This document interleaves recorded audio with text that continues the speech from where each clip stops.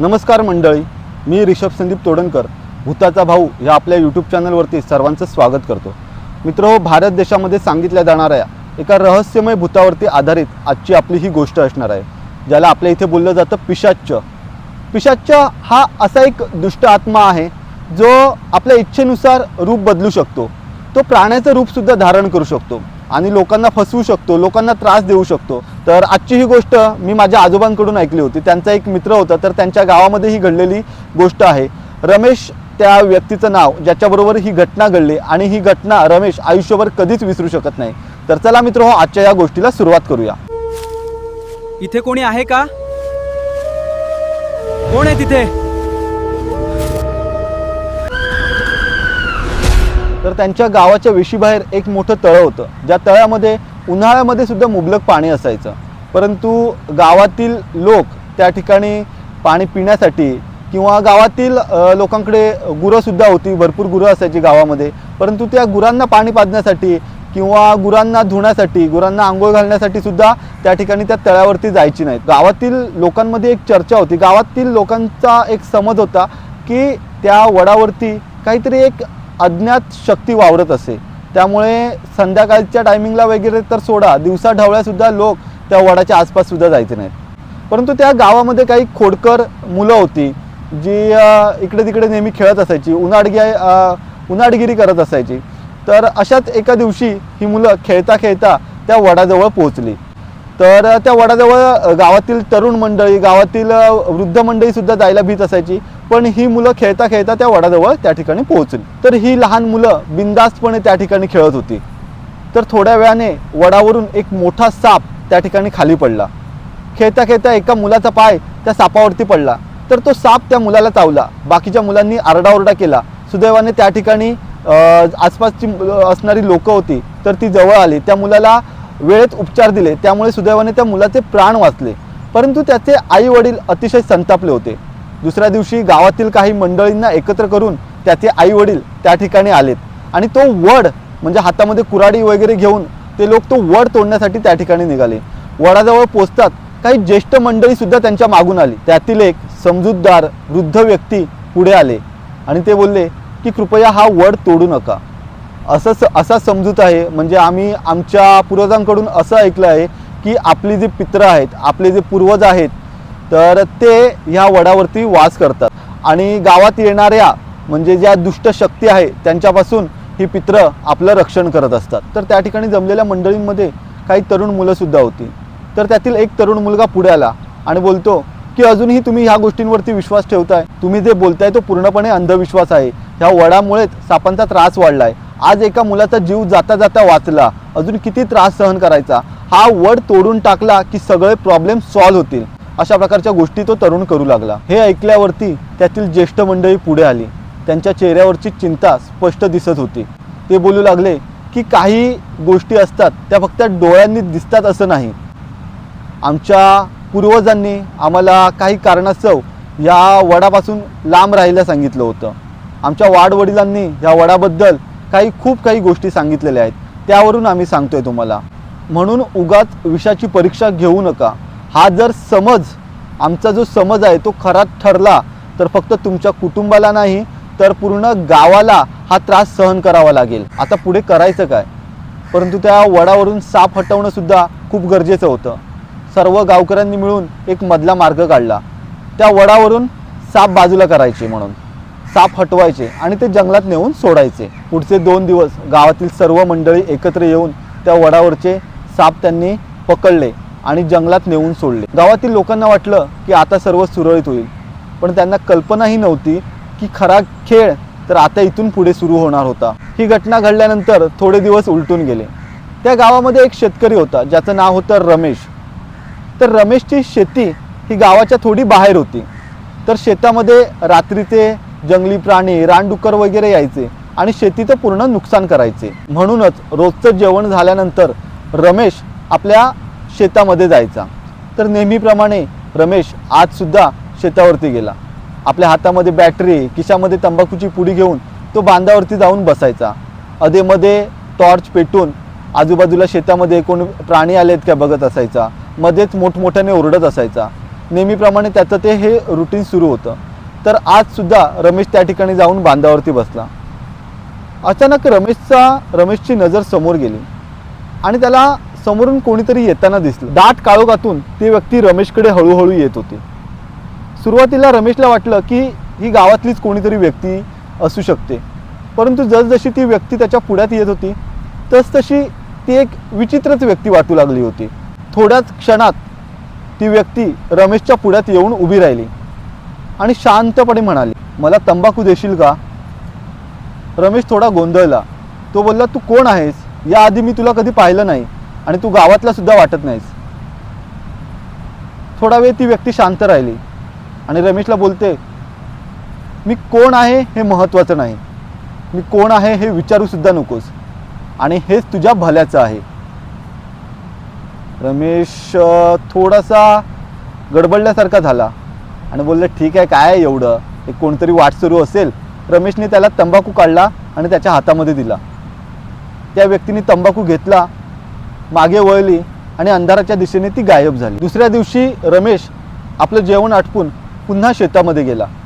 नेहमीप्रमाणे पहिली इकडे तिकडे टॉर्च मारली, कोणी जनावर नाही आहे ना बघितलं आणि त्यानंतर बांधावर बसून तो तंबाखू मळू लागला. तितक्यात कालचीच जी व्यक्ती होती ती रमेशजवळ येऊन उभी राहिली. आता ही व्यक्ती रमेशजवळ त्याचा कोणीतरी खास असल्यासारखी बोलू लागली. बरं झालं, एकदम बरं झालं, आता मला खूप आनंद होत आहे. आता मी गावात केव्हाही येऊ शकतो, काहीही करू शकतो, माझ्या मर्जीप्रमाणे वागू शकतो. मी माझ्या मर्जीचा आता राजा आहे, मला कोणीही अडवू शकत नाही. हे ऐकून रमेश थोडासा चलबिचल झाला की हा व्यक्ती नेमकं काय बोलत आहे. तेवढ्यात त्या व्यक्तीने रमेशकडे तंबाखू मागितला. रमेशने हळूच तंबाखू काढला, त्या व्यक्तीच्या हातावरती ठेवला. ती व्यक्ती वळली, काळोखाच्या दिशेने निघाली आणि थोड्याच क्षणात तिथून गायब झाली. ती व्यक्ती तर गेली, पण रमेशच्या मनामध्ये अनेक विचारांचं वादळ सुरू झालं की व्यक्ती हा नेमकं काय बोलत असेल, याच्या बोलण्याचा नेमका अर्थ काय असेल, हे विचार रमेशच्या डोक्यात सतत येत होते. त्यानंतर असेच दिवसावरती दिवस जाऊ लागले. ती व्यक्ती कधी 2-3 दिवस सलग यायची, कधी कधी 8-10 दिवस यायची नाही. आल्यानंतर काहीतरी अशी गूढ वाक्य बोलायची, काहीतरी विचित्र बोलत बसायचा. त्याच्यानंतर रमेशकडून तंबाखू घ्यायचा आणि तो निघून जायचा. असं करता करता जवळजवळ 2-2.5 महिने त्यामध्ये निघून गेले. थंडीचे दिवस आले. रमेश नेहमीप्रमाणे आपलं जेवण करून शेतावरती गेला. शेतावरती गेल्यानंतर बांधावरती बसल्यानंतर थंडीने त्याच्या अंगावरती शहारे आले. रमेशला थंडी वाजत असल्यामुळे त्याने शेकोटी पेटवण्याचा विचार केला. आपल्या आजूबाजूचा पालापाचोळा, थोडी लाकडं जमा करून त्याने शेकोटी पेटवली. शेकोटीच्या ज्वाळा हळूहळू वरती उडू लागल्या. रमेश आपले हात शेकत होता, अंग शेकत होता. हात शेकत असताना ती व्यक्ती नेहमीप्रमाणे त्याच्या दिशेने येताना त्याला दिसली, परंतु ती व्यक्ती आता एकदम हळूहळू येत होती. शेकोटीपासून काही अंतरावरती ती व्यक्ती थांबली. तिच्या चेहऱ्यावरचा राग स्पष्ट दिसत होता. तो माणूस मोठ्याने ओरडला, इथे शेकोटी पेटवायला तुला कोणी सांगितलं? इथे आग पेटवायची नाही म्हणजे नाही. रमेश दचकला. जर पुन्हा इथे आग पेटली तर याचे परिणाम खूप वाईट होतील. रमेश थोडासा एकदम घाबरल्यासारखा झाला. रमेशला सुचत नव्हतं की मी काय करू. ती व्यक्ती शेकोटीपासून, त्या आगीपासून लांबच राहिली. रमेशला बोलली, इथे ये, तंबाखू घेऊन ये. रमेश त्या ठिकाणी गेला. मला तंबाखू दे. रमेशने तंबाखू दिला. ती व्यक्ती रागारागात रमेशकडे पाहू लागली. त्या व्यक्तीने रमेशकडून तंबाखू घेतला आणि रागारागात मागे वळली. अंधाराच्या दिशेने चालू लागली. पुढे जातात पुन्हा एकदा मागे वळली आणि रमेशला बोलू लागली, परत या ठिकाणी आग पेटली तर माझ्यासारखं वाईट कोणी नसेल. रमेश घाबरला. तो बोलला, ठीक आहे, नाही पेटवणार म्हणून. रमेशला आता काहीच सुचत नव्हतं. त्या रात्री मात्र रमेशला अजिबात शांतता मिळाली नाही. रमेश सतत एकच विचार करत होता की आग पेटवल्यामुळे त्या व्यक्तीला का राग आला असेल, का ती व्यक्ती, का तो माणूस त्या आगीजवळ आला नसेल आणि एवढ्या रागारागात माझ्यावरती ओरडण्याचं नेमकं कारण काय असेल. रमेशला ही चिंता सतत सतावत होती. रमेश दुसऱ्या दिवशी सकाळी उठला आणि थेट गावातील एक ज्येष्ठ गृहस्थ होते, ज्यांना गावातील खूप जुन्या जुन्या गोष्टी माहिती होत्या, जुन्या परंपरा त्यांना माहिती होत्या. तर त्यांच्याकडे रमेश जाऊन पोहोचला. घडलेला सर्व विचित्र प्रकार रमेशने काकांना सांगितला. काकांनी त्याचं सर्व म्हणणं शांतपणे ऐकून घेतलं. त्यानंतर काकांच्या चेहऱ्यावरचे हावभावच बदलले. काका रमेशला बोलले, रम्या, आता मी जे काही तुला सांगत आहे ते शांतपणे ऐक. मला वाटतं तुला जो भेटत आहे तो एक माणूस नसून तो एक पिशाच्च आहे. माझ्या वडिलांनी कधी काळी मला याच्याबद्दल काही गोष्टी सांगितल्या होत्या. पूर्वीच्या काळी हा पिशाच्च आपल्या गावातील लोकांना खूप त्रास द्यायचा. मग गावातील लोकांनी सर्वांनी एकत्र येऊन या पिशाच्चाचा बंदोबस्त केला होता. तेव्हापासून या पिशाच्चाचा आपल्या गावातील वावर पूर्णपणे बंद झाला होता आणि आता तो पुन्हा आला आहे. रम्या, तू आता अजिबात घाबरू नकोस. जसं हे सर्व चालू आहे तसंच चालू राहू देत. तू त्याला अजिबात जाणवू देऊ नकोस, जराही संशय येऊ देऊ नकोस की त्याच्याबद्दल आपल्याला काही गोष्टी समजल्या आहेत. जर असंच झालं म्हणजे त्याला जर काही ह्या गोष्टी समजल्या की आपल्याला त्याच्याबद्दल कळलं आहे तर तो कदाचित तुला खूप त्रास देऊ शकतो, तुझ्या कुटुंबाला सुद्धा तो त्रास देऊ शकतो. त्यामुळे जसं चालू आहे तसंच चालू ठेव. तोपर्यंत यावरती काय उपाय सापडतोय का तर याची मी सर्व माहिती घेतो. रमेशला सुद्धा काकांच्या काही गोष्टी पटू लागल्या होत्या. कारण काही दिवसांपासून गावात सुद्धा काही विचित्र घटना घडत होत्या. काही लोकांची गुरं गायब होत होती, काही लोक म्हणजे विनाकारण आजारी पडत होते. सो रमेशला सुद्धा आहेत ना काकांवरती विश्वास बसू लागला होता. काकांनी सांगितल्याप्रमाणे त्या रात्रीसुद्धा रमेश जेवण आटपून शेतावरती गेला. शेतावरती पूर्ण नजर मारली, कुठे काही जनावरांचा हालचाल दिसत नव्हती. मग तो त्या बांधावरती येऊन बसतो. तेवढ्यात समोरून काळोखातून ती व्यक्ती त्याच्याकडे हळूहळू येताना दिसली. जसजशी व्यक्ती रमेशजवळ येत होती तसतसे रमेशच्या हृदयाचे ठोके वाढत होते. तो अतिशय भ्यायलेला होता, पण चेहऱ्यावरती काहीही हावभाव दाखवत नव्हता. आणि इतक्यात ती व्यक्ती रमेशच्या पुढ्यात येऊन उभी राहते आणि रमेशला बोलते, काय रे, आज एवढा घाम कसा काय आला तुला? रमेशने आपल्या चेहऱ्यावरचे एक्सप्रेशन लपवत सांगितलं, काही नाही, आज जरा तब्येत बरी नाही ना म्हणून कदाचित घाम आला असेल. त्या व्यक्तीने रमेशकडून तंबाखू घेतला आणि ती व्यक्ती पुन्हा काळोखात गायब झाली. दुसऱ्या दिवशी सकाळी रमेश धावत धावत काकांकडे जातो. काकांना सांगतो, काकांना विनंती करतो, काका मला वाचवा, काका या संकटातून मला सोडवा. जर त्या पिशाच्चाला समजलं ना की आपल्याला ही गोष्ट समजली आहे तर तो मला मारून टाकेल, माझ्या कुटुंबाचं काहीतरी बरं वाईट करेल. अशी गयावया तो रमेश त्या काकांकडे करू लागतो. काका बोलतात, थांब थांब, शांत हो, याच्यावरती आपण उपाय शोधलेला आहे. मी जसं तुला सांगतो तसं तू कर. काका त्याला उपाय सांगतात. त्याप्रमाणे रमेश करायचं ठरवतो.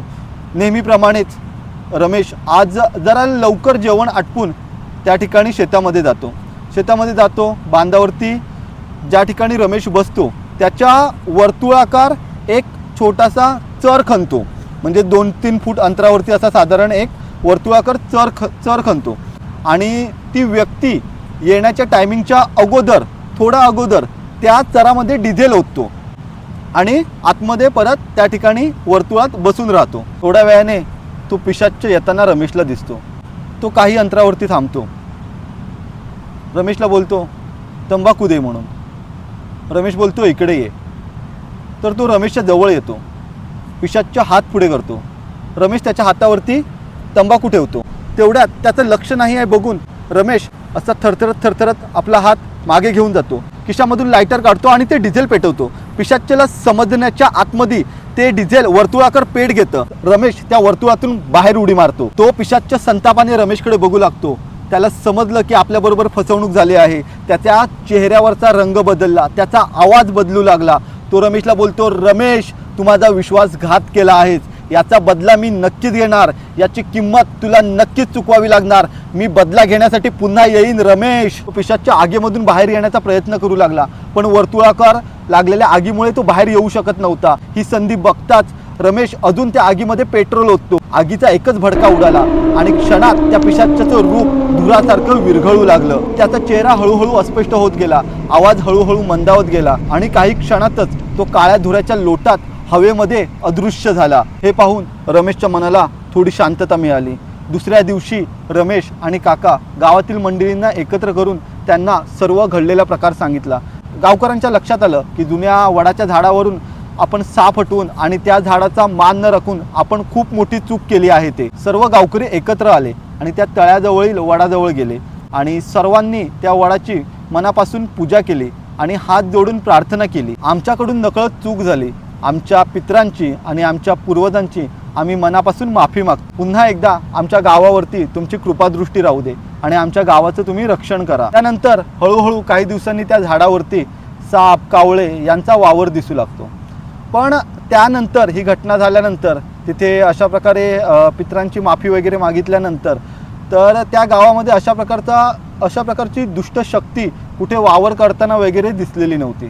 तर आपण यावरून समजू शकतो की आपले पित्र असतात, आपले पूर्वज असतात, तर यांचा आपल्या गावावरती आपलं रक्षण करण्यासाठी किती हात असतो. त्यांचे आशीर्वाद आपल्या मागे असतात, सो जे आपल्याला अशा दुष्ट शक्तींपासून वाचवत असतात.